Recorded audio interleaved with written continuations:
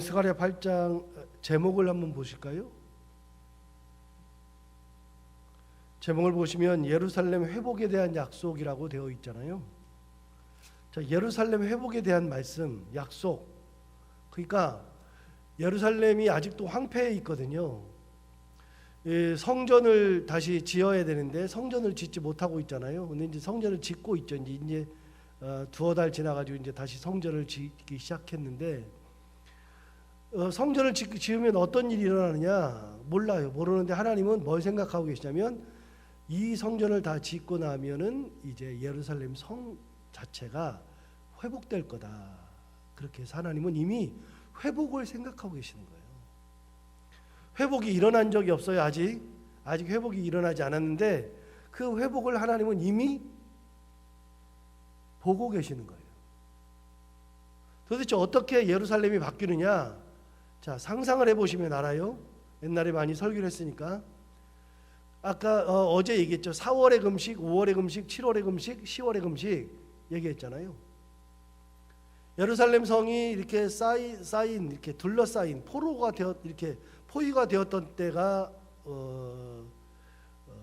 10월 금식, 그다음에 4월에 예루살렘 성이 무너지고 5월에 성전이 무너지고 7월에 그달랴가 죽고, 그러니까 이 예루살렘이 어려움을 당했을 때에, 그리고 예루살렘이 무너지고 성전이 무너지고 총독이 죽고 그랬을 때에 사람들이 다 포로로 끌려가서도 그 예루살렘을 기억하고 성전을 기억하고 금식을 했단 말이죠.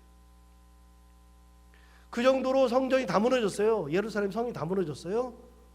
그게 100년 정도 방치가 되어 있으니까 거기는 사람 살 수 있는 공간이 아니라 그랬죠. 그런데 이제 성전을 지어요. 여러분, 성전을 짓는다 그래서 예루살렘 성이 회복되는 게 아니에요. 예루살렘 성은 언제 회복되느냐? 느헤미야가 와서 성벽을 쌓으면서 예루살렘이 회복되는 거예요. 그러니까 성전을 다 짓고 나서도 약 40년, 50년이 지나서 느헤미야가 와서 성벽을 다 쌓을 때까지는 예루살렘 성에 무너진 잔재들이 많아요. 성전만 딱 하나 서 있을 뿐이에요.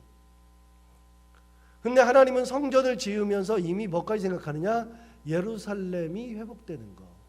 그래서 지난번에 2장인가에 나오면 거기 보면 뭐라고 되어 있냐면, 예루살렘에 성을 칠 때, 성벽을 칠 때 성벽에 사람들이 너무 많이 모여서 이제는 성벽을 칠 수가 없으니까 그냥 놔둬라. 누가 치느냐? 하나님께서 성벽을 치신다. 하나님이. 그런 얘기도 했었는데 오늘 예루살렘의 회복을 말씀하시죠. 자, 3절 한번 볼까요? 여호와가 이같이 말하노라. 내가 시온에 돌아와 예루살렘 가운데에 거하리니 예루살렘은 진리의 성읍이라 일컫겠고 만군의 여호와의 산은 성산이라 일컫게 되리라. 여러분, 가장 먼저 예루살렘이 회복되는 것의 첫 번째가 뭐예요? 하나님이 돌아와서 거기에 거하시는 거예요. 회복이 일어나는 거의 첫 번째는 뭐냐면 하나님이 거기에 계시는 것이 회복이에요. 나오잖아요. 3절에 여호와가 이같이 말하노라. 내가 시온에 돌아와 예루살렘 가운데에 거하리니 예루살렘은 진리의 성읍이라 일컫겠고 만군의 여호와의 산은 성산이라 일컫게 되리라. 그러니까 무너진 예루살렘, 아무도 없는 그 예루살렘에 가장 먼저 누가 돌아오냐면 하나님이 돌아오신다. 하나님이 돌아와서 거기에 딱 계시니까 갑자기 예루살렘을 뭐라고 사람들이 일컫냐면 무너진 성읍, 폐허된 성읍, 뭐 그렇게 막 일컫던 그런 예루살렘이 갑자기 하나님이 돌아오시니까 뭐라고 일컬어요? 진리의 성읍이라고 바뀌어요. 그 산에, 예루살렘에 있는 여호와의 산, 그 산을 성전산인데 거기에 성전이 들어섰었죠.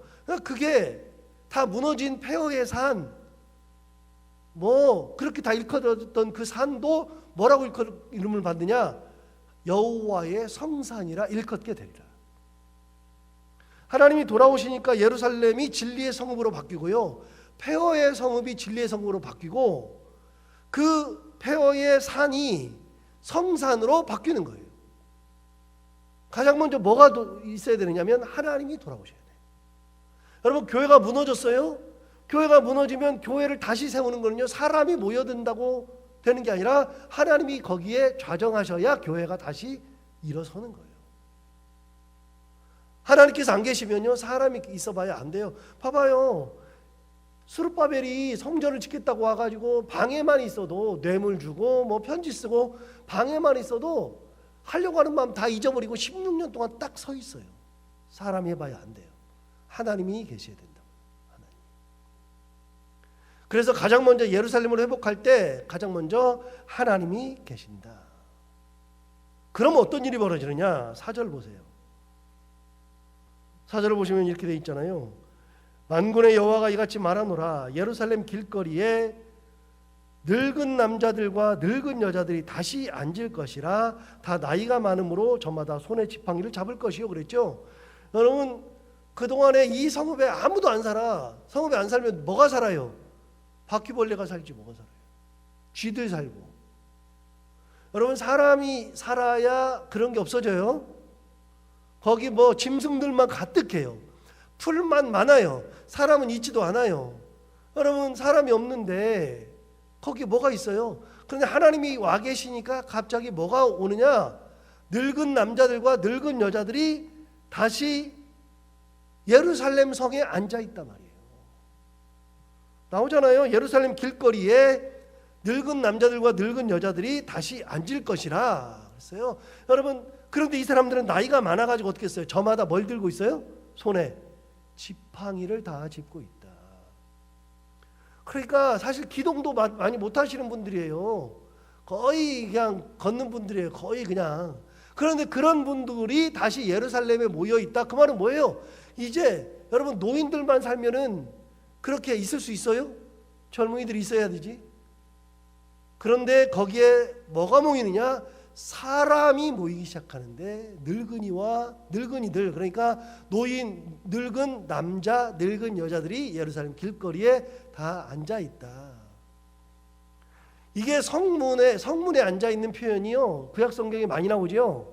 늙은이들이 성문에 앉을 것이요, 이런 표현이 많이 나오는데 그 말은 뭐냐면요, 이렇게 연세 드신 분들은 일을 하지 못하니까 아침에 집에서 일어나가지고 어디로 가요?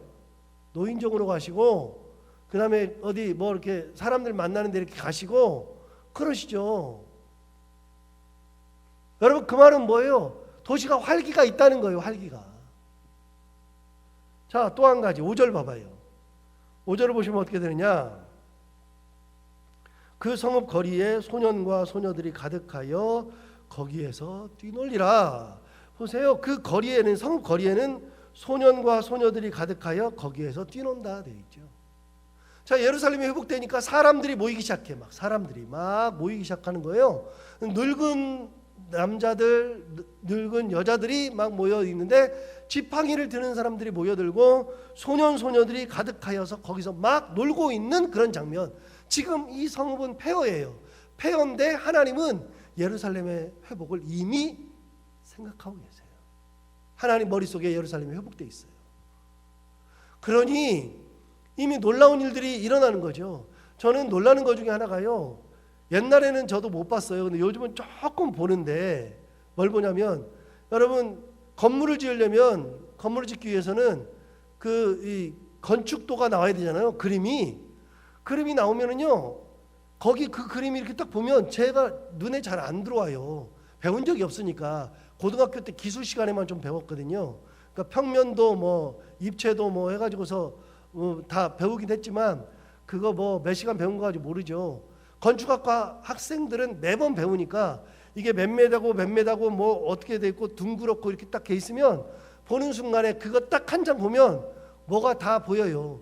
근데 우리 교회 그것도 많이 봤는데, 몇 분 불러다가 봤는데 그분들이 딱 보면 여기 배관이 지나가네, 여기에 뭐가 있네, 기가 막히게 맞춰요. 맞추는데 저는요, 딱 보고서 이게 무슨 배관이냐고 물어봐요.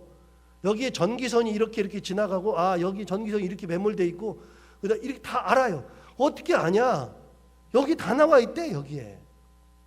그래서 저도 유심히 보다 보니까 조금 보겠어요, 이제. 여러분, 저는 몰라요. 모르는데 전문가들은 딱 보는 순간에 그것만 보면 여기에 뭐가 들어있고 어떻게 돼 있고 뭐가 고장나고 여기에 문제가 있고 다 알아요. 하나님은요, 예루살렘이 다 무너져 있는데 무너져 있는 그곳이 어떻게 회복될지가 하나님 머릿속에 다 들어있단 말이에요.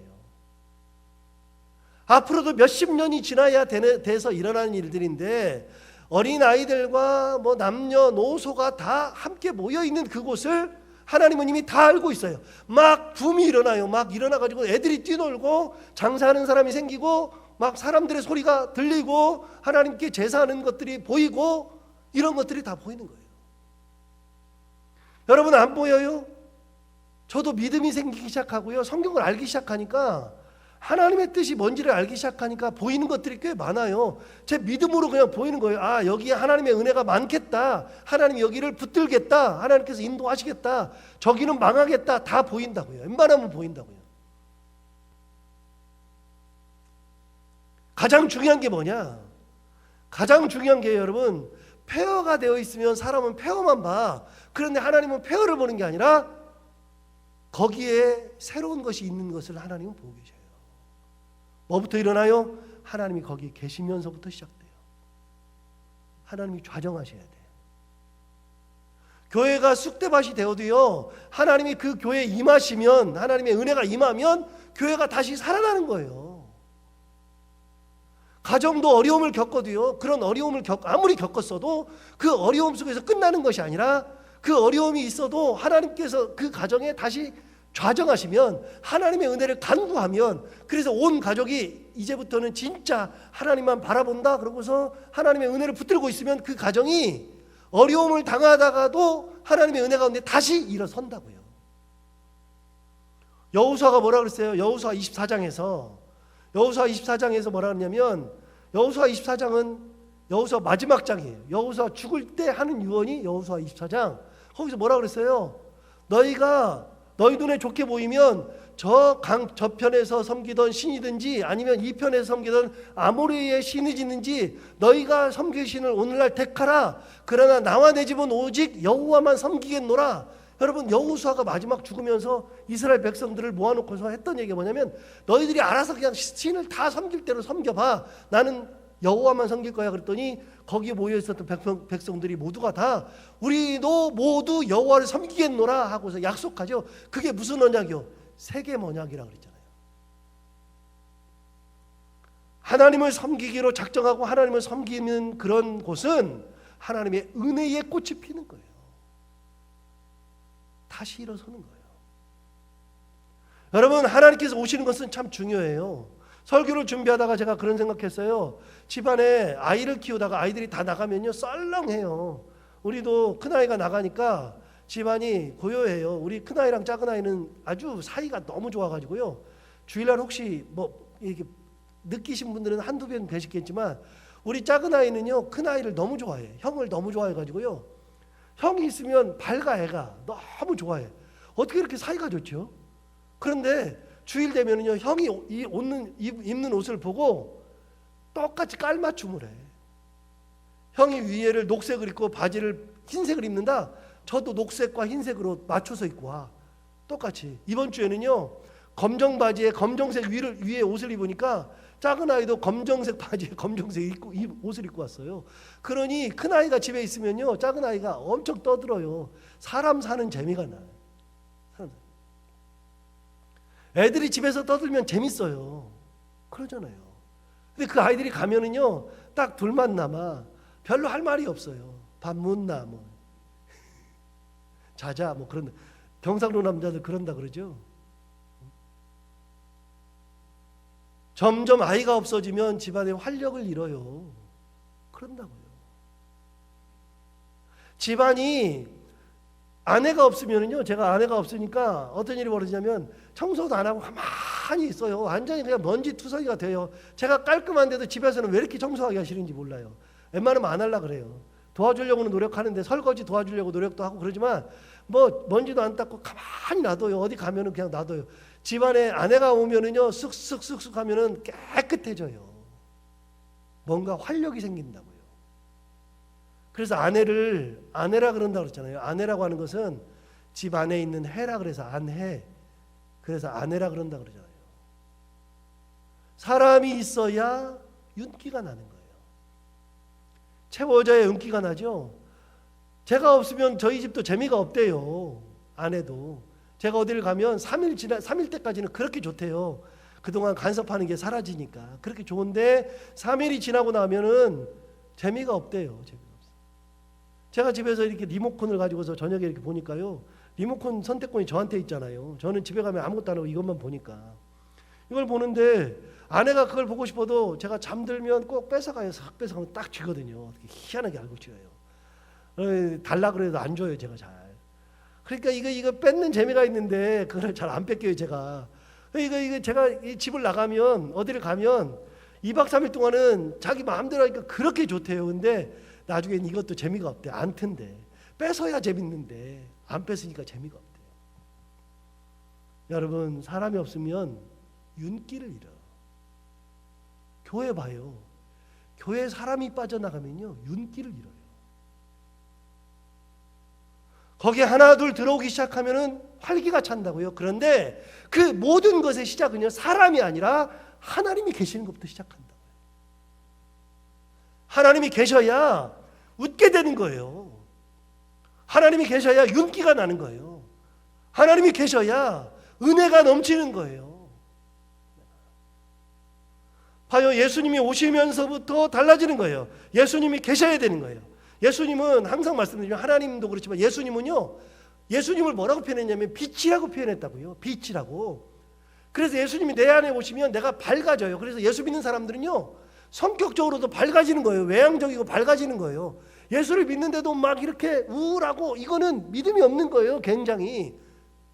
예수님이 오시면 밝아지는 거예요. 어두움이 사라지는 거예요. 어둠을 몰아내는 거거든요.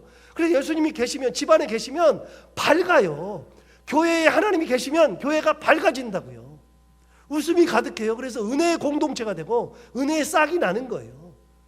웃음의 싹이 나고 기쁨의 싹이 나는 거예요. 뭐부터 시작해요? 하나님이 계시면서부터 시작해요. 예루살렘이 어떻게 회복돼요? 하나님이 오셔야 회복돼요. 사람들이 먼저 모이지 않았어요. 남녀노소가 먼저 모이지 않고 애들이 모이지가 않았어요. 애들은 없었어요. 그런데 하나님이 와서 좌정하시니까 놀랍게 폐허인 성읍도 폐허라고 안 해요. 진리의 성읍이라고 바뀌어요. 그 산도 다 무너졌는데 폐허의 산이라고 안 하고 뭐라고 부른다고요? 성산이라고 바뀐다고요. 그러면서부터 사람들이 몰려들기 시작해서 사람이 모여서 남녀노소가 다 모여서 왁자지껄하고 떠들고 기쁜 성읍이 돼요. 그래서 저는 교회에 우리 애들 목소리가 들리는 게 가장 좋아요. 애들 목소리가. 교회 애들이 뛰어다니는 게 그렇게 좋아요. 애들이 교회에 머무는 것이 그렇게 좋아요. 그러니까 막 저는 오후 예배 시간에도 애들이 돌아다녀도 한마디 안 하잖아요. 엄마들한테 데리고 나가라고도 안 하고 뭐라고도 안 해요. 뭐 애들이 돌아다니면서 엄마 찾으러 돌아다니면 예뻐 죽겠어요. 쳐다보고 그냥 웃잖아요. 교회의 웃음소리가 애들의 웃음소리가 있는 것이 얼마나 행복인데요. 그렇게 되잖아요. 지금 회복은 하나님으로부터 온다. 하나님이 계셔야 회복이 온다. 은혜의 하나님이 계셔야 된다. 여러분의 가정들에도 우리 가정에도 여러분들의 교회에도 우리 교회에도 이런 하나님의 좌정하심이 있어야만 되는 거예요. 자, 6절 봐요. 6절을 보시면 만군의 여호와가 이같이 말하노라. 이 일이 그날에 남은 백성의 눈에는 기이하려니와 내 눈에야 어찌 기이하겠느냐. 사람들이 보니까 기이해. 야, 이게 뭐야? 이게 사람들이 없었는데 어떻게 사람이 있어? 막 기이해. 하나님 말씀하시잖아요. 그들의 눈에는 백성의 눈에는 기이하려니와 그다음 뭐라 그러냐면 내 눈에야 어찌 기이하겠느냐. 하나님 눈에 기이해요? 하나님 눈에 기이하지가 않지. 하나님은 지금 40년, 50년 이후의 일들도 그냥 머릿속에 지금 가지고 계시고 이게 이루어졌다고요? 안 이루어졌다고요? 지금 안 이루어졌다고요.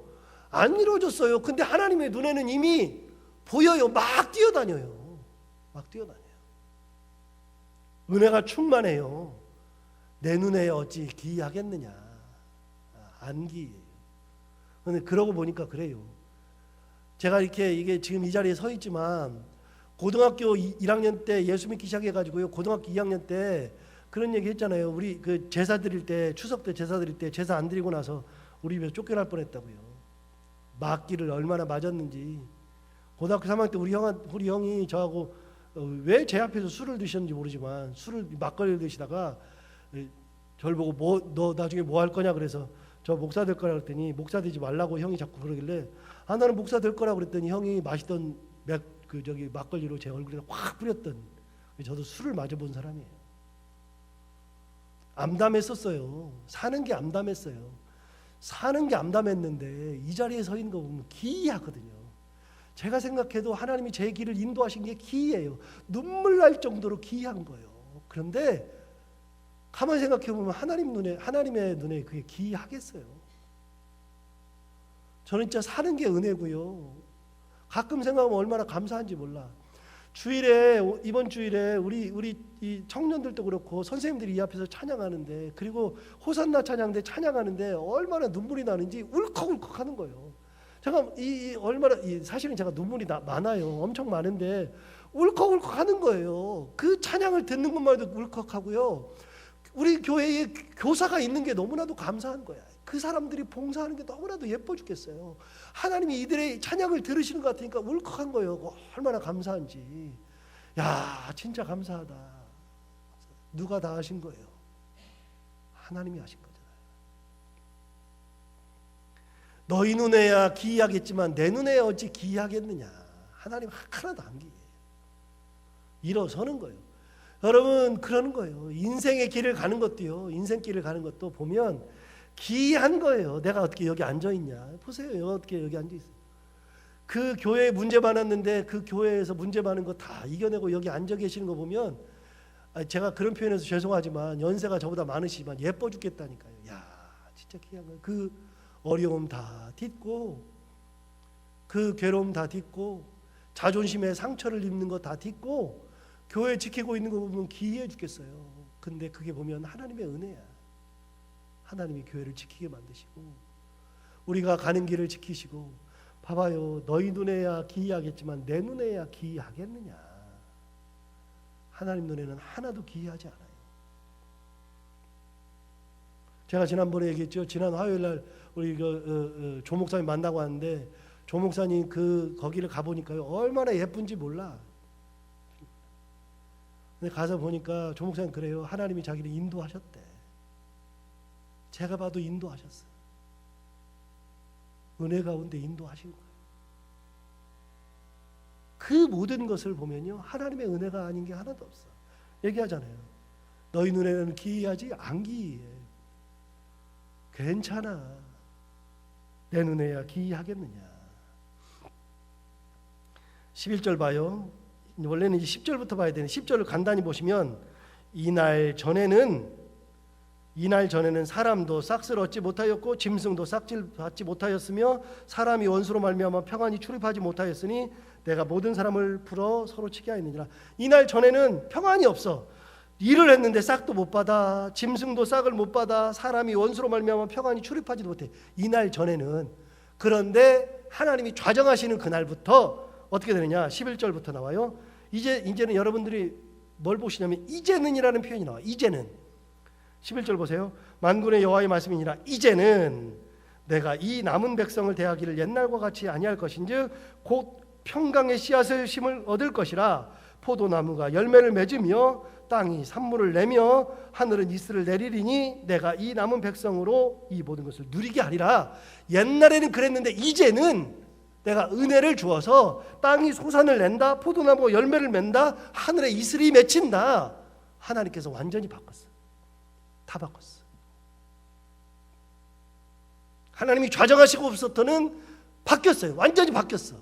옛날에는 품삯도 못 받고 뭐 어려움도 있고, 이제는 열매를 맺고 소산을 내고 하늘에 이슬을 내고. 자, 13절 보세요. 유다 족속아 이스라엘 족속아 너희가 이방인 가운데에서 저주가 되었었으나, 옛날에 저주였죠. 그러나 이제는 또 나오죠. 이제는 내가 너희를 구원하여 너희가 복이 되게 하리니 두려워하지 말지니라. 손을 견고히 할지니라. 옛날에는 저주였는데 지금은 이제는 내가 너희를 뭐 한다고요? 구원하여 너희가 뭐가 돼요? 복이 된다. 네가 저주받은 인생이었는데 이제는 뭐가 된다? 복받은 인생으로 바뀐다. 이제는. 자, 15절 봐요. 이제는 그거죠. 이제 내가 다시 예루살렘과 온 족속에게 은혜를 베풀기로 뜻하였나니 너희는 두려워하지 말지니라. 옛날에는 너희들에게 은혜가 없었으나 이제는 뭘 준다? 내가 너희에게 은혜를 베푼다. 은혜를 베푼다. 하나님이 그 가정에 좌정하시면 좌정하시면서부터 열매를 맺기 시작하는 거예요. 포도나무가 열매를 맺고 땅에 솟아를 내고 하늘에 이슬이 맺히면서 이슬이 내리기 시작하고 하나님이 저주의 인생을 복의 인생으로 바꾸시고 그리고 은혜를 베푸시는 그 인생, 그 가정으로 바꿔주신다. 자, 어제 얘기했어요. 4월 금식, 5월 금식, 7월 금식, 10월 금식 언제부터 한다고요? 그게 예루살렘이 무너질 때 했던 금식. 자, 19절 봐요. 19절 보세요. 만군의 여호와가 이같이 말하노라. 넷째 달의 금식과 다섯째 달의 금식과 일곱째 달의 금식과 열째 달의 금식이 변하여, 옛날에는 이랬는데 이제는 어떻게 되냐? 그것이 변하여 유다 족속에게 기쁨과 즐거움과 희락의 절기들이 되리니 오직 너희는 진리와 화평을 사랑할지니라. 뭐라 그랬어요? 여러분, 옛날에는 4월 금식이 왜 했어요? 4월 달에 예루살렘이 무너지니까 가슴 아파서 금식했어. 5월 금식 왜 했어요? 성전이 무너지니까 가슴 아파서 금식했어. 7월 금식 왜 했어요? 그달랴 총독이 죽었으니까 가슴 아파서 금식했어요. 10월 금식 왜 했어요? 예루살렘이 포위됐으니까 가슴 아파서 금식했어요. 그런데 이제는 그 금식을 할 필요가 없다. 그것이 변화에 뭐가 된다고요? 기쁨의 절기로 바뀐다. 예루살렘이 다시 회복됐는데 무슨 금식을 해요? 왜 가슴이 아파요? 하나님이 계시면서 완전히 회복시켰는데. 이제는 너희들이 금식할 필요가 없이 그것이 변하여 기쁨과 즐거움과 희락의 절기들로 바뀔 거다. 여러분, 바뀌는 거는 전부 다 뭐부터 시작하느냐? 하나님이 좌정하시면서 찾아오시면서부터 바뀌는 거예요. 그게 은혜의 시작이에요. 여러분의 가정에 하나님이 항상 찾아오셔서 좌정하시고, 우리들의 교회에 하나님이 찾아오셔서 좌정하시면서부터 은혜의 공동체, 은혜의 가정 만들 수 있는 모든 분들이 다 되기를 바랍니다. 기도하겠습니다. 하나님 아버지, 오늘도 은혜 가운데 인도해 주셔서 감사합니다. 이 말씀 기억하며 정말 그렇습니다. 하나님이 찾아오시면서부터 모든 것이 시작됩니다. 기억하고 우리가 하나님의 은혜를 간구하고 하나님이 우리 가정에, 우리의 삶에, 우리의 자녀들에게, 우리 교회에 좌정하시기를 간구합니다. 하나님 찾아오셔서 좌정하시고 우리가 은혜의 삶, 기쁨의 삶, 희락의 삶, 즐거움의 삶을 살아갈 수 있는 저희 모든 하나님의 사람들이 다 되게 하여 주옵소서. 오늘도 이 말씀 기억하며 살게 하여 주옵시고, 오늘도 해야 되는 것들 기쁨으로 감당하고 만나는 이들과 함께 웃으며 행복한 하루를 보내게 하여 주옵소서. 예수님 이름으로 기도하옵나이다.